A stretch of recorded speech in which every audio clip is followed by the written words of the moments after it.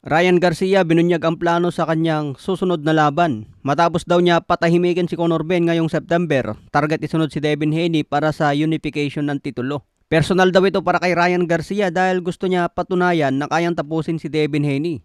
Hindi raw gusto ni Ryan Garcia ang nangyari sa unang laban nila kung saan panalo dapat si Ryan Garcia pero ginawang no contest dahil nagprotesta ang kampo ni Haney. Nagpositive si Ryan Garcia sa bawal na gamot kaya binawi ang kanyang panalo kay Devin Haney. Bumalik sa undefeated ang record ni Devin Haney kaya hanggang ngayon malinis pa rin ang kanyang kartada. Pero hindi na pumali sa mata ng maraming fans na maraming beses siyang tinumba ni Ryan Garcia. Sa iba pang balita, usap-usapan ngayon online ng tungkol sa preparasyon ni Eman Bacosa sa kanyang laban kay Rodelyn Perez. Ayon sa mga fans, malaki ang masasayang kay Eman kung hindi niya baguhin ang kanyang team. Dapat daw wag tanggihan ni Eman ang tulong ni Manny Pacquiao na bigyan siya ng malulupit na trainer at conditioning. Dahil sa boxing, importante ang preparasyon sa bawat laban. Hindi pwedeng matapang ka lang sa boxing, hindi yan sasapat sa profesional. Importante ang tapang kapag nagsisimula ka pa lang dahil kailangan ng courage para sumampa sa ring. Hindi ko alam mga boss kung sino-sino ang mga coach ni Eman ngayon, pero base sa komento ng mga fans, parang hindi raw galing kay Manny Pacquiao ang team camp ni Eman.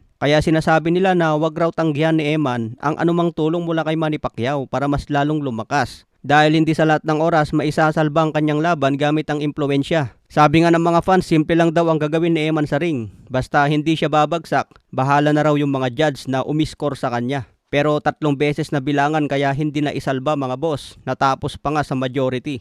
Ayon niya kay BKB World Champion Rolando D, nagbigay siya ng opinyon tungkol sa kasalukuyang kalagayan ng professional boxing. Ayon sa kanya, hindi nangangahulugan na ang isang boksingero ay mahusay dahil lamang sa magandang record.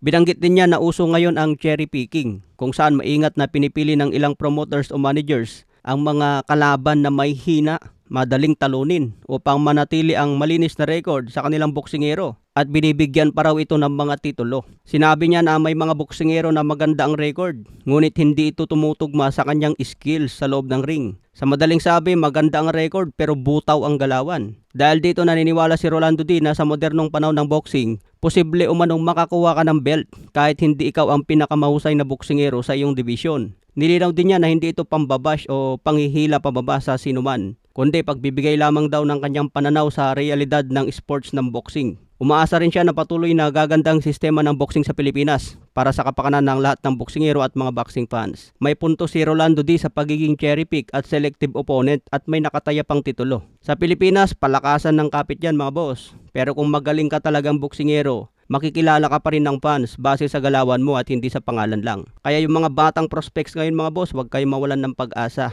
Tuloy lang sa trading hanggang ikaw na ang susunod na pinakamalakas. Okay mga boss, follow for more updates.